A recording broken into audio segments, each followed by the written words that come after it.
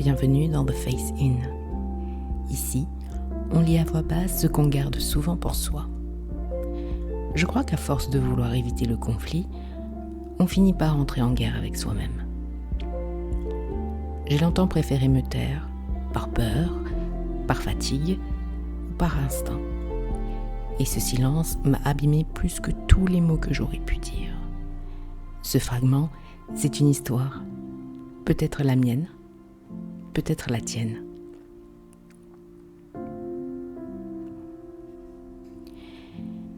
Je me suis tue trop longtemps. Au début, c'était simple.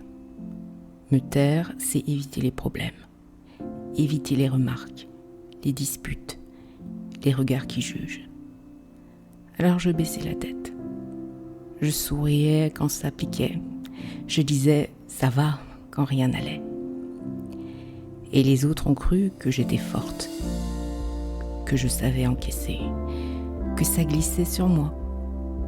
Mais non, ça s'infiltrait, comme l'eau qui s'infiltre dans un mur, lentement, en silence, jusqu'au jour où j'ai craqué. Pas devant eux, devant moi. J'ai entendu ma propre voix en pleurant, et je ne me suis rendu compte que je ne la reconnaissais plus. Elle était devenue trop faible, trop sage, trop absente. Je m'étais tue si fort que même moi, je ne m'entendais plus penser. Alors j'ai commencé à parler. D'abord doucement, puis un peu plus fort. Je me suis remise à dire non, à dire j'ai mal, à dire j'existe, moi aussi. Et ce n'était pas facile.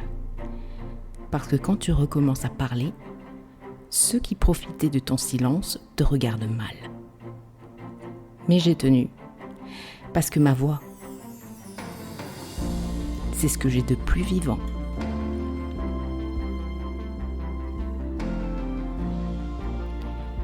Se taire, c'est parfois nécessaire.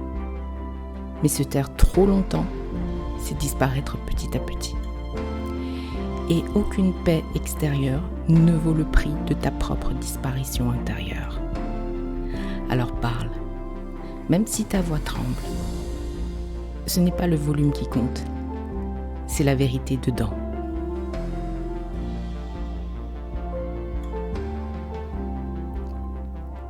Merci d'avoir écouté ce fragment. Si tu te reconnais dans ce silence, laisse-moi un mot, ou crie-le si tu préfères. À la prochaine pensée.